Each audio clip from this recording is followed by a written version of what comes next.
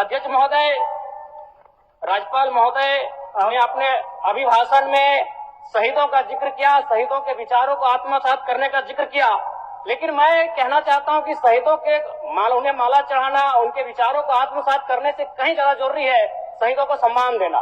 मैं एक झारखंड, चूंकि माननीय मुख्यमंत्री भी झारखंड आंदोलनकारी के सुपुत्र, आज वो मुख्यमंत्री हैं, मैं भी एक झारखंड आंदोलनकारी का बेटा हूं, आज मैं विधायक के रूप में आपके बीच हूं, लेकिन आज असंख्य झारखंड आंदोलनकारी के परिवार है जो छत विच्छत हो चुका है। इसलिए मैं चाहता हूं जिस प्रकार एसटी आरक्षण, ओबीसी आरक्षण और एससी आरक्षण, ईडब्ल्यूएस आरक्षण के साथ झारखंड आंदोलन की लड़ाई लड़ने वाले आंदोलनकारियों के परिवार को, आश्रितों को 5% आरक्षण की व्यवस्था की जाए, ये मैं सदन से मांग करता हूं। अध्यक्ष महोदय। सदस्य जयराम जी बोलिए, बोलिए आप बोलिए। धन्यवाद अध्यक्ष महोदय। मैं माननीय राज्यपाल महामहिम के अभिभाषण की सराहना करने के साथ साथ अभिभाषण के विपक्ष में कुछ बातें रखना चाहता हूं। माननीय राज्यपाल के अभिभाषण क्रम संख्या 6 में केंद्र सरकार से 1,36,000 करोड़ वापस लाने की बात कही है और सही भी है, और हर एक राज्य को उसका बाकी पैसा मिलना चाहिए, उनका हक मिलना चाहिए। लेकिन अध्यक्ष महोदय, मैं आपके माध्यम से सरकार से पूछना चाहता हूं कि राज्य के सभी बैंकों ने मिलकर 2019 से 2024 तक 5,55,018 करोड़ रुपए दूसरे राज्यों को भुगतान करने का कार्य किया है। बैंक में जो पैसा डिपॉजिट होता है वो दूसरे स्टेट को जाता है, और अगर अभी देखा जाए तो झारखंड का सीडी रेशियो मात्र 36% है, जबकि आप तुलनात्मक अध्ययन करें तो आंध्र प्रदेश का सीडी रेशियो 110 के आसपास होता है, तमिलनाडु का सीडी रेशियो 115 के आसपास होता है। और सबसे महत्वपूर्ण बात कि बैंकर समिति के अध्यक्ष माननीय मुख्यमंत्री होते हैं।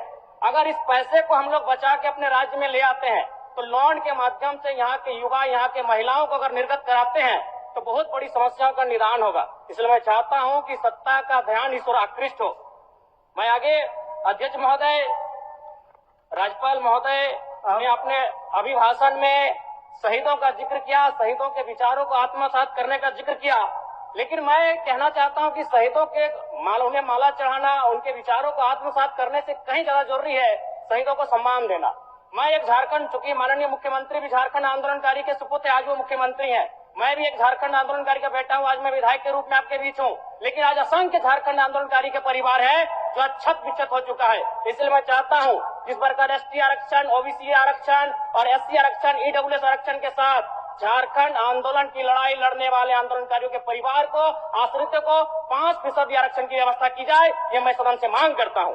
अध्यक्ष महोदय, थोड़ा सा और समय लूंगा। अब हो गया जयराम, जब सरकार का उत्तर होना है अब सरकार, फिर बाद में फिर सेकंड पारी में मौका मिलेगा। मान्यवर 30 सेकंड, मान्यवर 30 सेकंड। चलिए बोल लीजिए। राज्यपाल महोदय के अभिभाषण में इको टूरिज्म डेवलपमेंट कॉर्पोरेशन निर्माण की बात कही है, जो कि सराहनीय है, और मैं चाहता हूं मेरे क्षेत्र में एक पारासात में पुत्रीगढ़ी आता है और डेलिया डैम आता है, उनका उस दिशा में भी डेवलपमेंट करने की दिशा में आगे बढ़ा जाए। और सबसे महत्वपूर्ण बात जो झारखंड के नाम में छुपा है, झाड़ और खंड, झाड़ यानी जंगल, खंड यानी जमीन भूभाग, एक बहुत बढ़िया संबोधन अभिभाषण रहा महोदय, जिसमें उन्होंने जीएम लैंड की जो रसीद 2017 में रोकी गई थी उसकी रसीद पुनः काटी जाएगी। लेकिन मैं साथ ही साथ यह भी चाहता हूं, क्योंकि झारखंड में जितने भी उद्योग स्थापित हैं, चाहे वो रांची का एचईसी हो, दिल्ली का हिंडाल्को हो, सरकार का उत्तर माननीय मुख्यमंत्री, यदि 20-25 वर्षों के बाद उन उद्योगों की जमीन खाली पड़ी है, माननीय मुख्यमंत्री तो वापस कराई जाए, मैं आपसे ये मांग करता हूँ। धन्यवाद।